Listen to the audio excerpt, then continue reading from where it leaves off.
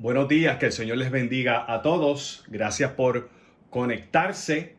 En esta hora vamos a estar discutiendo la clase La justicia prevalece. La clase se encuentra en el libro de Esther, capítulo 7, versos del 1 al 10, ¿verdad? En el libro de Esther. Sí, seguimos en la serie de las clases que ha desarrollado el reverendo el doctor Samuel Pagán. Y entonces, pues este hermano Ricardo Sanabria, Ricky Sanabria, pues será la voz básicamente que estarán escuchando, explicando la clase, ¿verdad?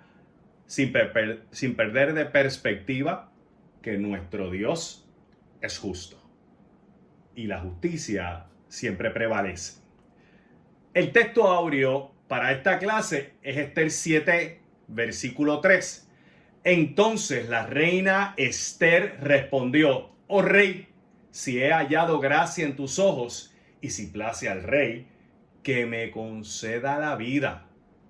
Esa es mi petición y la vida también de mi pueblo. Ese es mi deseo.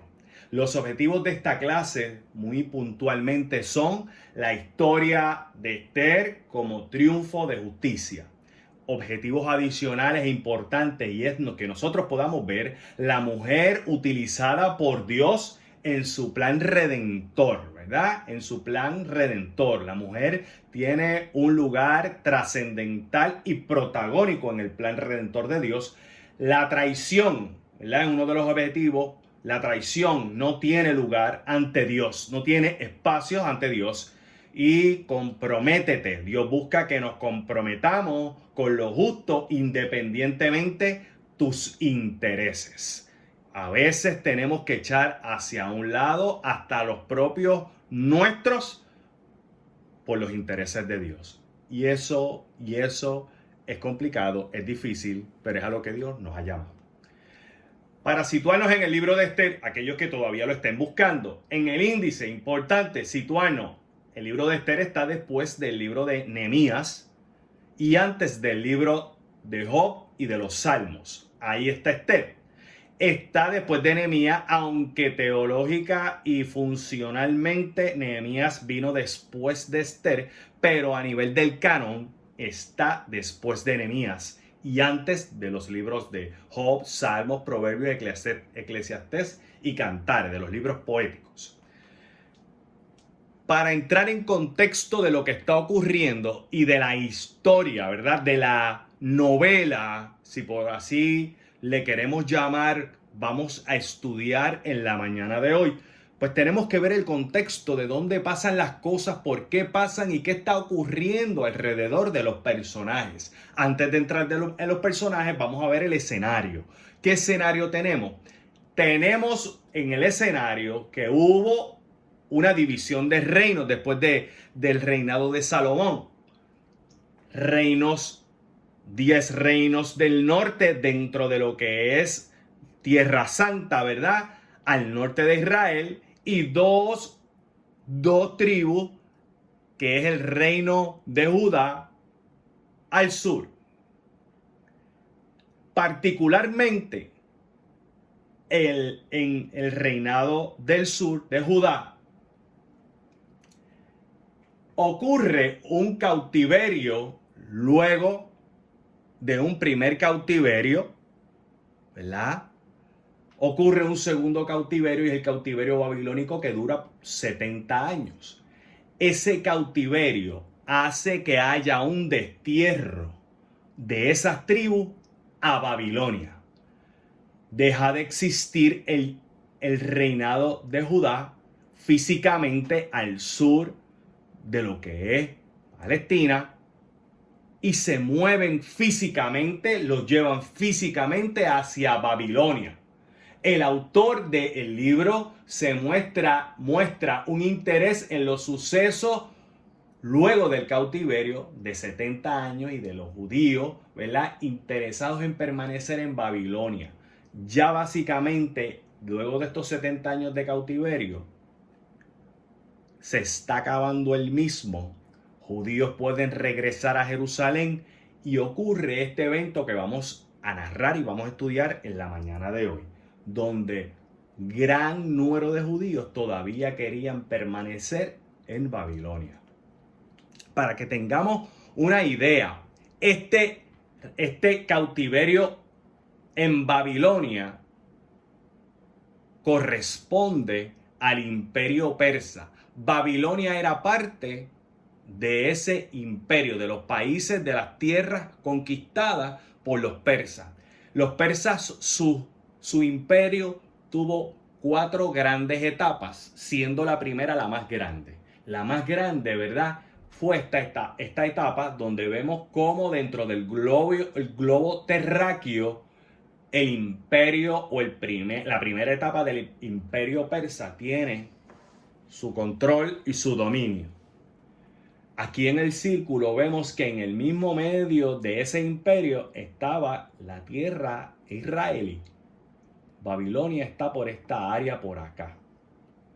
Así que Israel y sus 2 reinos, norte y el sur, Judá, estuvieron en esta área, pero el reino del sur, Judá, es el que es migrado de la tierra donde estaba el sur hacia Babilonia.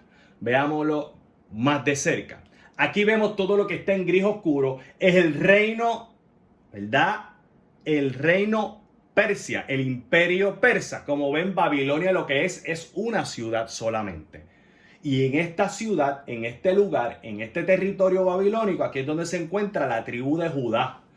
Nuestra protagonista de la mañana de hoy, que es Esther, se encuentra en Susa, una de las 3 capitales del imperio persa. Ella se encuentra en Susa, muy cerca de donde está su pueblo. Su pueblo, la tribu de Judá, el pueblo de Israel. Cosas importantes que debemos tener, y vamos rápido. Esther, el libro, presenta un segmento de la historia judía que no encontramos en el resto de la Biblia. Por ejemplo, uno de esos ejemplos de cosas que encontramos en Esther y no encontramos en el resto de la Biblia, y bien significativo, es el origen de las fiestas de Purim, donde se conmemora el haber sido liberado de un exterminio total del pueblo judío por los persas. Al día de hoy, esa celebración se lleva a cabo. Casualmente, la acaban de celebrar en meses pasados, según el calendario judío, que es el que siguen todavía, porque los judíos ortodoxos no siguen nuestro calendario. Básicamente, el último mes judío, que es donde se celebra esto, en el mes 14 de Adar, así se llama el último mes judío. Ese mes está entre los meses calendarios de febrero, enero, febrero. Si queremos ver una comparación en términos de los calendarios, al día de hoy de esta clase, nuestra fecha, ¿verdad?, para los occidentales y no judíos, ¿verdad?, estamos en el día 12 del mes de abril del año 2020. Después de Cristo, porque para nosotros empezamos ahí a contar todos los eventos y todas las fechas. Ellos, como todavía el judío ortodoxo está esperando a su Mesías, para ellos están en el día 18 del primer mes del calendario judío, que es el mes Nisan, del año 5780. Grandes diferencias en la manera de ver el calendario, y es importante, ¿verdad?, uno tener eso en perspectiva. Su autor es de origen desconocido ciertamente, aunque hay 3 teorías de posibles autores: Esdras, Nehemías y tal vez Mardoqueo. Esther es un nombre persa, es el nombre persa que recibe esta joven. Ese nombre significa estrella. El nombre que tiene Esther, su nombre judío, es Yadasá. Su nombre judío, Yadasá. Todo lo que ocurre en este libro tiene su validación en otros libros de la Biblia. Por ejemplo, en Esdras capítulo 6 y 7, lo que ocurre en el libro de Esther está reconfirmado. La Biblia no se contradice. En el libro de Esther no se nombra el nombre de Dios. No se menciona a Dios, pero su presencia, el temor y su intervención son contundentes en ese libro. Dicho eso, vamos a estudiar un poco y pido a mis hermanos que sean pacientes con algunos dibujos. Pienso que la clase puede ser vista por principiantes, párvulos, niños, difícil de entender, jóvenes y adultos.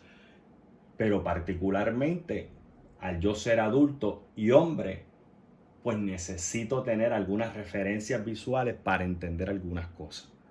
Así que lo hago más por mí que a lo mejor por el que me está escuchando. Pero si al que me está escuchando o está viendo la presentación le es útil, amén. 4 personajes importantes. Esther. Esther es una joven doncella, una virgen judía, huérfana,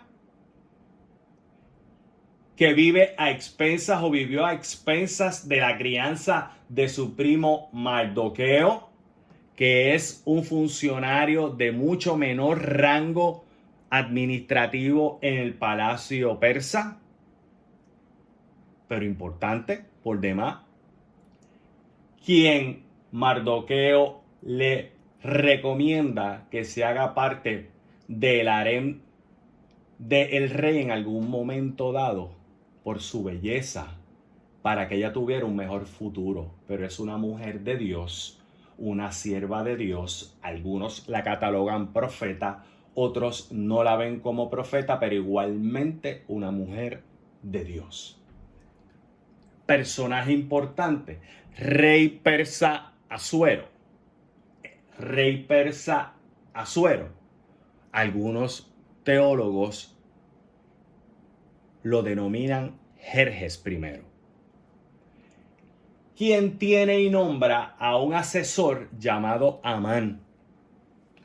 Y cuando vemos algunas inscripciones babilónicas, encontramos esta real copiada, ¿verdad?, de los hallazgos arqueológicos del Imperio Persa, donde vemos a el rey Asuero y detrás de él a Amán, su asesor de esa época.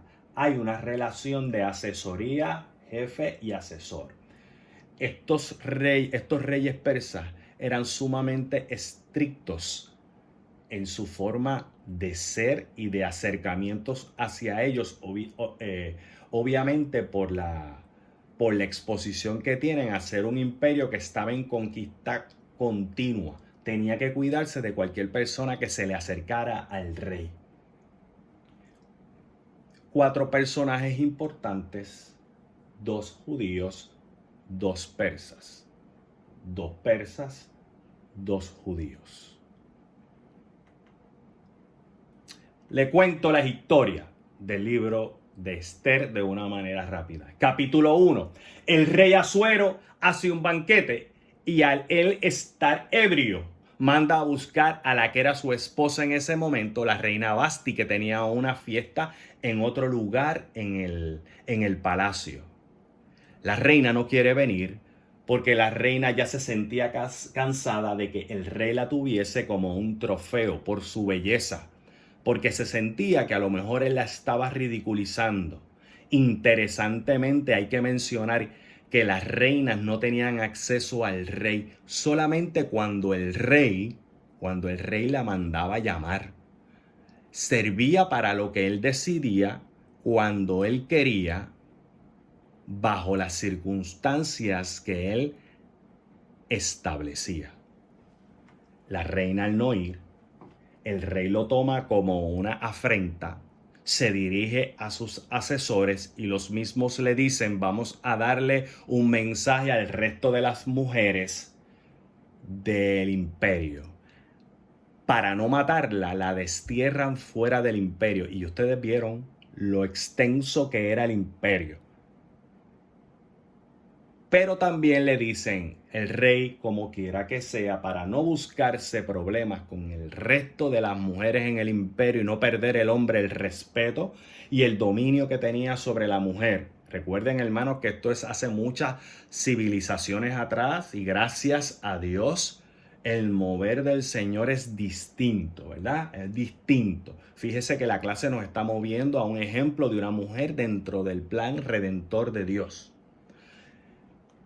Decide buscar mujer y el rey Asuero busca una nueva esposa entre las más hermosas de su harem. Y en ese harem teníamos a Esther. Esther, dentro de ese harem había escondido su origen judío. Nadie sabía que ella era judía. ¿Ok? Incluso el nombre Esther es un nombre persa. Lo mencionamos al principio.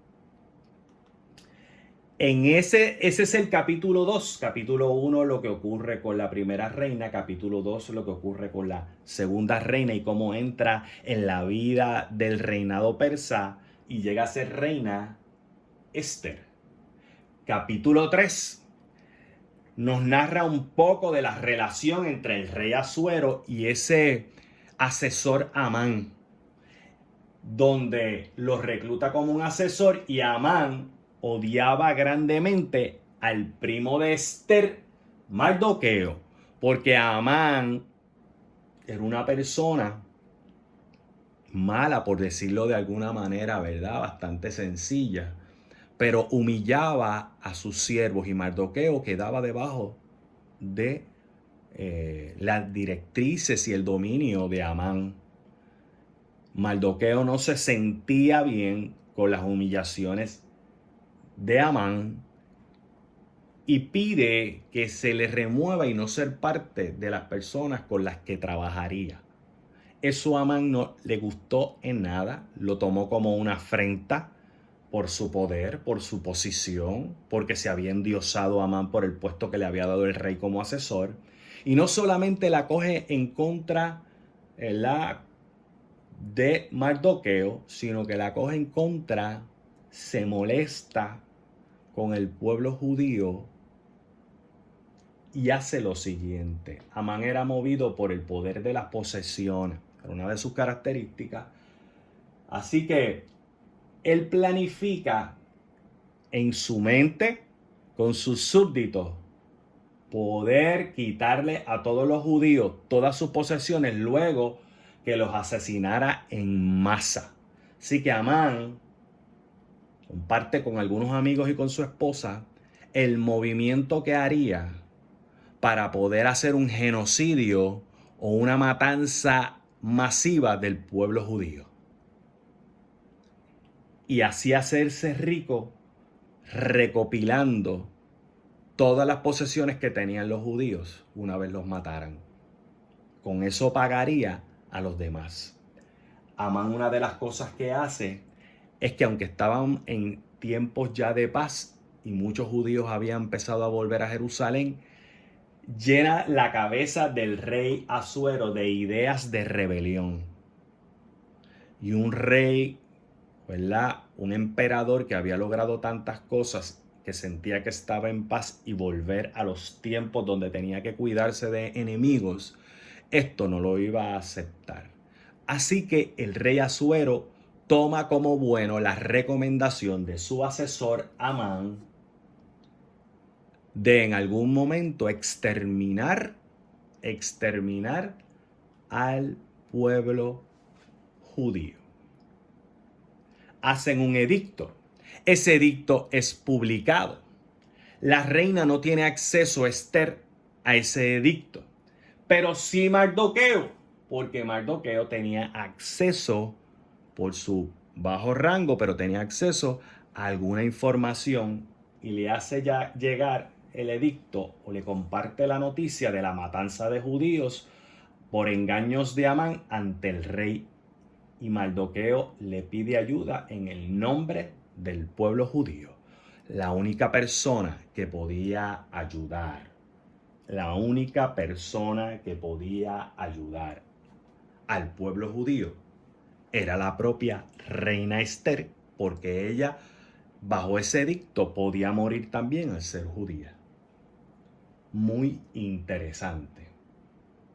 una de las cosas que debo compartir con ustedes, mis amados hermanos, es que en el odio de Amán hacia el judío Mardoqueo, Amán hizo una horca especialmente para el día en que ejecutara a Mardoqueo.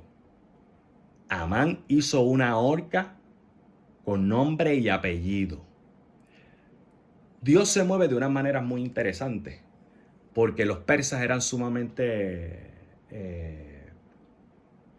supersticiosos, y a los eventos que ellos iban a hacer de manera importante para ellos buscaban la manera de utilizar el azar, la suerte, para establecer el día, la hora en que lo harían. Y así lo hicieron, decidieron, bueno, ¿cuándo vamos a hacer esta masacre? Entre una y otra cosa, cuando Esther se entera, ya quedaban 11 meses. Así que dijeron, en 11 meses vamos a hacer esta masacre. Cuando Mardoqueo lo comparte con la reina Esther para que ella intervenga de alguna manera con el rey, cosa que era muy peligroso para la vida de Esther, aunque fuera la reina, vemos que esos eventos ocurren entonces entre los capítulos 4 y 5 del libro de Esther. Acto seguido nos lleva a los capítulos 6 y 7, donde el rey Asuero nos comparte el texto bíblico que padece de insomnio. Fíjese cómo en el corazón ya de Amán había una sentencia de asesinato, no solo para el pueblo de Israel, sino para el judío Mardoqueo. Mardoqueo, Amán lo quería asesinar. Y en esa noche en la que padece de insomnio el rey Asuero, que no podía dormir, días antes de que Amán hiciera su movimiento para aniquilar a Mardoqueo, el rey Asuero pide que le lean sus memorias, que le lean sus crónicas, que le lean su historia o el diario de su vida. Y entre esas lecturas, entre esas historias, surge un evento en el que hubo un hombre que liberó al rey de que lo asesinaran, al propio rey de ser asesinado. El rey Asuero pregunta, ¿y quién fue ese hombre? Sus súbditos le contestan, fue un judío llamado Mardoqueo. Alabanzas al Señor. Entonces el rey pregunta, ¿y cuál fue el premio? ¿Cuál fue el reconocimiento que le dimos a ese hombre en ese momento por evitar de que me asesinaran? Sus súbditos le dicen, ninguno. Nunca se reconoció. Al otro día, el rey Asuero le da instrucciones a Amán de que se reconozca por todas las calles, ¿verdad? Hubo una conversación previa, pero de que se reconozcan por todas las calles de Babilonia, de Susa, ¿verdad? La capital del imperio persa, lo que Mardoqueo había hecho por el rey. Obviamente, está de más decirle, mis amados hermanos, que Amán estaba que se comía las piedras, porque él no podía ahora tocar a Mardoqueo, porque Mardoqueo era un héroe del rey y él en su corazón quería asesinarlo, así que no lo podía tocar. Capítulos 6 y 7. En todo este trayecto, yo he tratado de resumirle a ustedes 6 capítulos del libro de Esther. Algo interesante que tengo que compartir con ustedes. A Esther, una vez le piden que intervenga por el pueblo, comienza una gran agonía. Ante el rey no se presentaba nadie. Nadie se presentaba ante el rey si el rey no lo solicitaba ni lo autorizaba. Así que ella no se podía presentar por sí misma, porque al momento la mataban. Eso era un edicto real. Pero tenía que correrse el chance por su pueblo y por su vida. Sentía de parte de Dios que eso era lo que tenía que hacer. Y a veces Dios nos llama a hacer cosas atrevidas, cosas que pueden parecer alocadas, cosas que pueden parecer de otro planeta o otro mundo, pero Dios tiene sus razones para hacerlas, porque Dios se mueve de esa manera. Así que se vira Esther y le dice a su primo Mardoqueo: yo voy a hablar con mi esposo el rey, aunque él no me llame, pero necesito prepararme y necesito que ustedes lo hagan conmigo. ¿Cómo? Le dice Mardoqueo. Necesito que el pueblo judío entero, por 3 largos días, se postren ante su Dios en ayuno. Al tercer día del ayuno, se levanta Esther, se pone su mejor vestido y se dirige a la sala principal donde estaba el rey Asuero. Todo el mundo se maravilló de momento. Todo el mundo pensó que la reina se había vuelto loca y obviamente lo primero que pensaron: vamos a tener reina nueva porque esta va a morir. Está además decir que la reina Esther era una mujer de bello parecer. Debió haber sido una mujer muy fina, muy elegante, hermosa.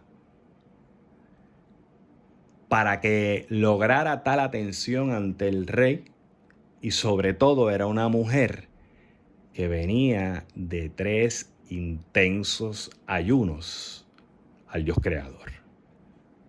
Al presentarse, y antes de que los guardias le echaran mano, el rey mueve su trono hacia la reina, invitándola a pasar y acercarse al trono. Bendita sea la gracia y la misericordia de Dios.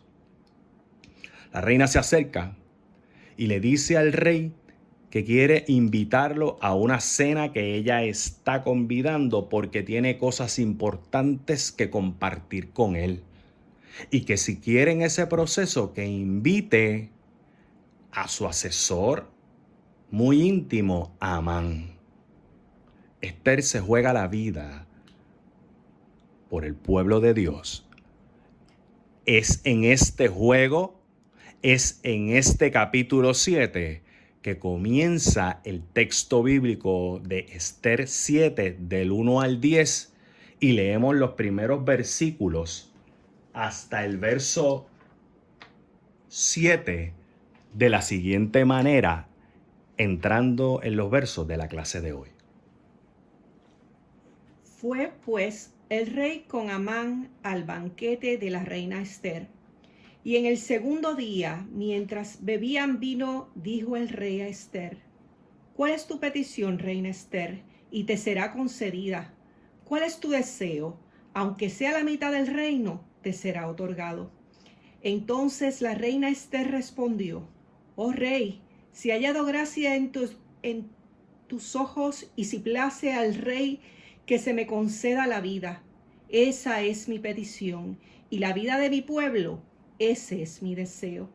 Pues yo y mi pueblo hemos sido vendidos para ser exterminados, para ser muertos y aniquilados. Si hubiéramos sido vendidos como siervos y siervas, me callaría, pero nuestra muerte sería para el rey un daño irreparable. El rey Asuero preguntó a la reina Esther: ¿quién es y dónde está el que ha ensorbecido su corazón como para hacer semejante cosa? Esther dijo: el enemigo y adversario en este malvado Amán. Se turbó Amán entonces delante del rey y de la reina. El rey se levantó del banquete encendido en ira y se fue al huerto del palacio.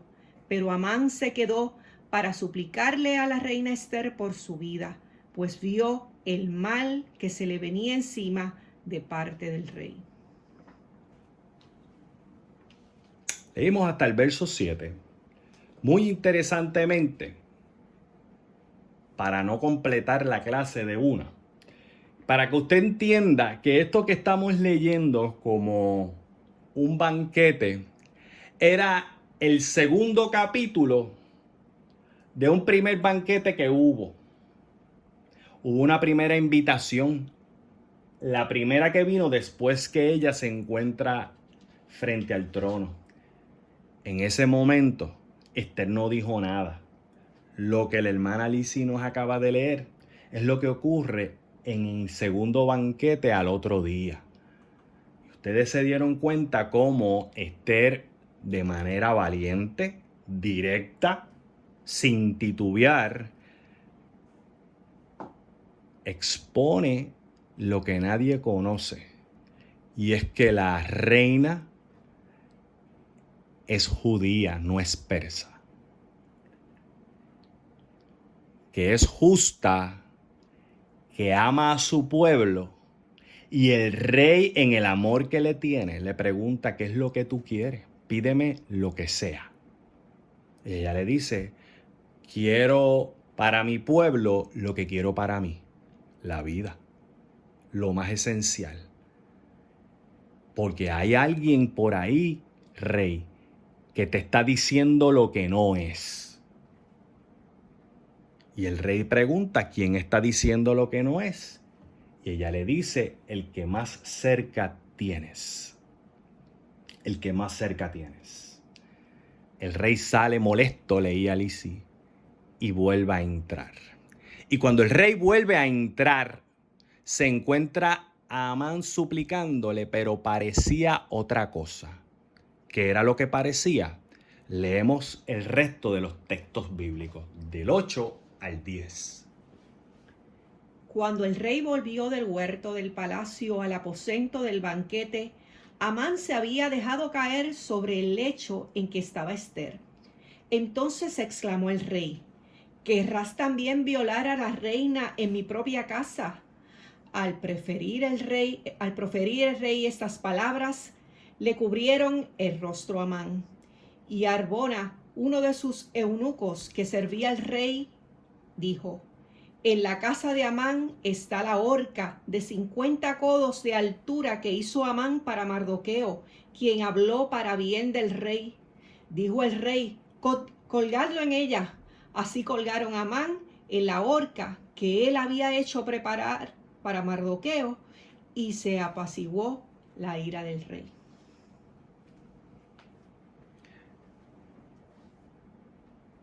En la misma horca que Amán construyó para otro, fue ahorcado.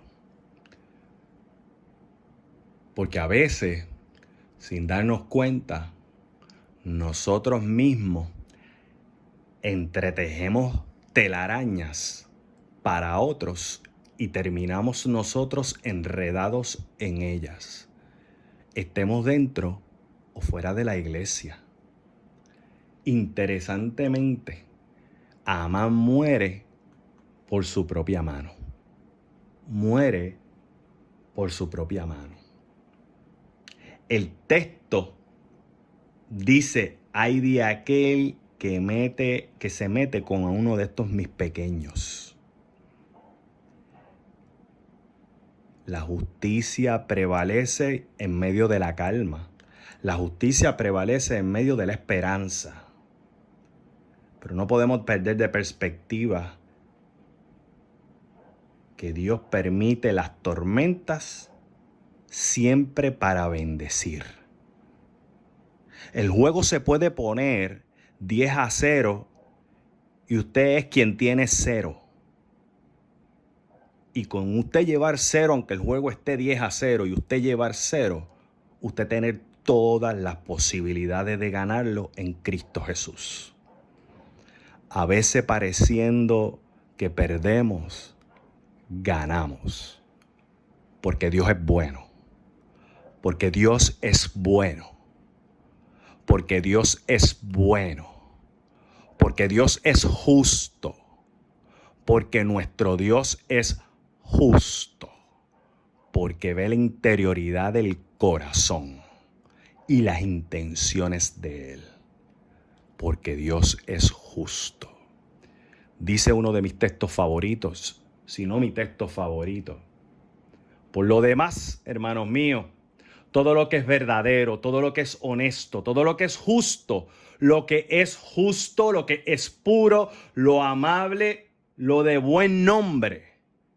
Si eso tiene algo bueno, claro que lo tiene, claro que hay virtud, entonces pensemos en eso, porque eso es digno de alabanza ante el Padre Celestial. Sigamos viendo a los demás como Cristo los ve, como Cristo los ve. Esther nos enseña que aunque no tengamos padre y madre, aunque estemos desterrados, aunque el sistema político y de salud esté en contra nuestro, siendo justos, siendo honestos, siendo verdaderos, la justicia va a prevalecer para nosotros y veremos el sol. Y Jesucristo estará con nosotros y triunfaremos. Que el Señor les bendiga.